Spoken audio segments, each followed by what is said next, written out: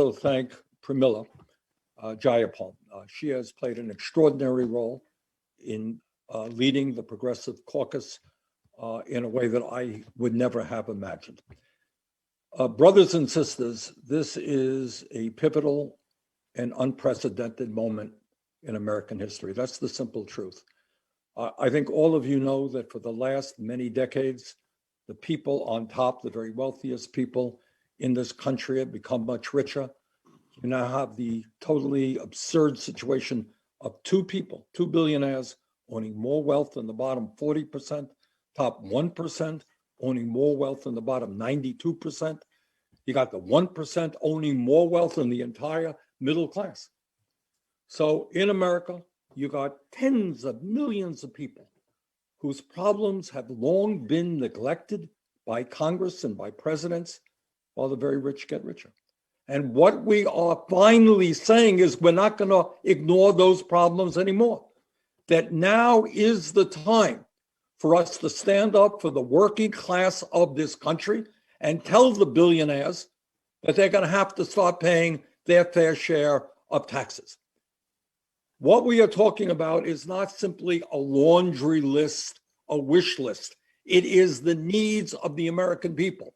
We will no longer continue to have the highest rate of childhood poverty of almost any major country on earth.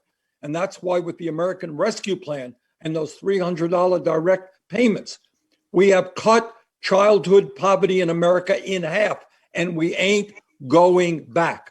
We want to further reduce childhood poverty in this country. And if we don't pass the Build Back America plan, poverty for kids will go up. We have a dysfunctional child care system where working families are paying 20, 30% of their limited incomes for child care.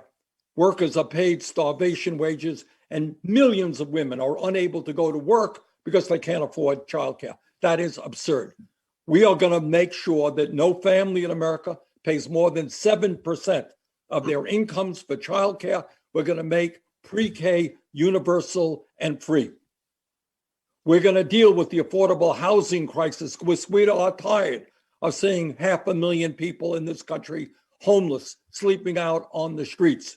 We're tired of 18 million households paying 50% or more of their limited incomes for housing.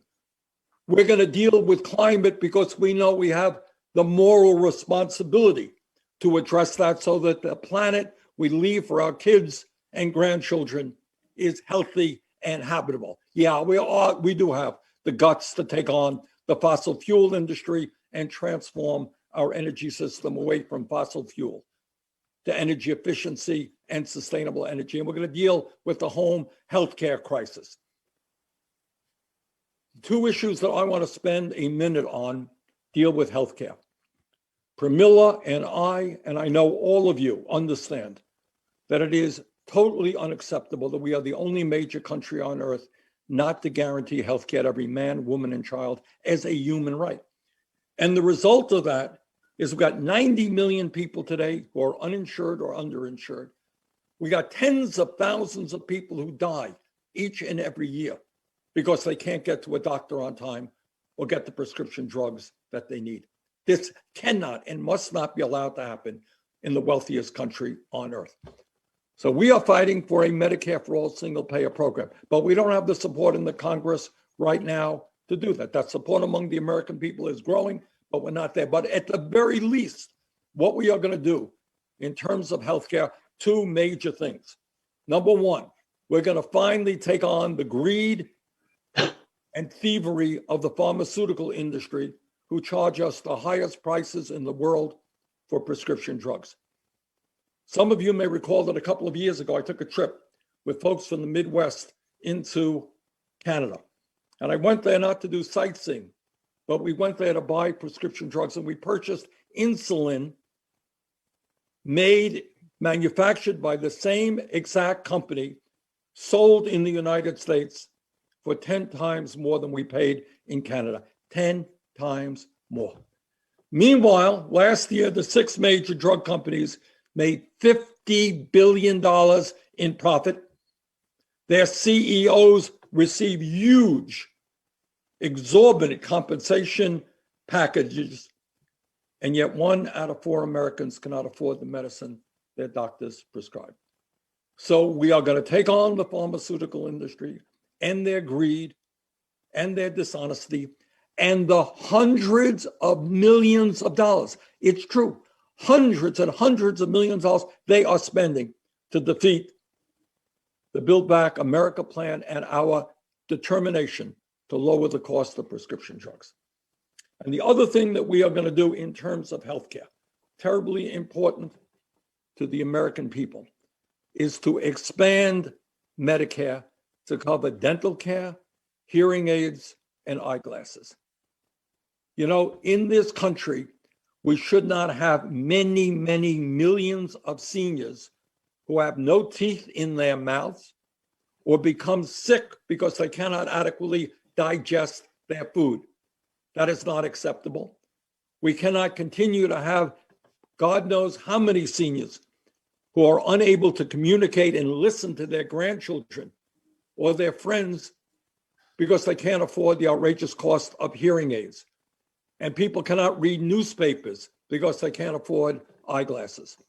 And that is why, as we continue the fight for a Medicare for all single payer system, at least now, we have got to guarantee that Medicare cover dental care, eyeglasses, and hearing aids.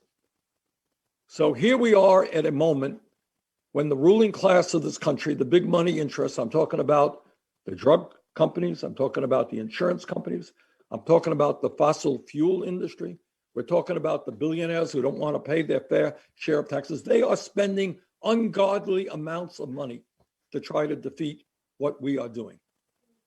But the truth of the matter is, as you have heard from Pramila and Maurice and others, the overwhelming majority of the American people are on our side.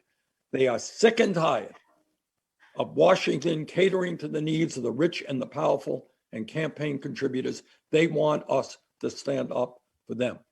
So that is where we are right now. We are in a moment where if we stand strong, we can bring forth transformative change to improve the lives of working families, Black and white and Latino, Native American, Asian American. We can restore the faith of the American people that their government can work for them and not just the well-connected. So I want to thank all of you at the grassroots level for all that you are doing, and we've got to continue the fight. We can win this thing, transform America, and restore faith in democracy. So Maurice, thank you very much. Thank you. And we hear you loud and clear. Let's stay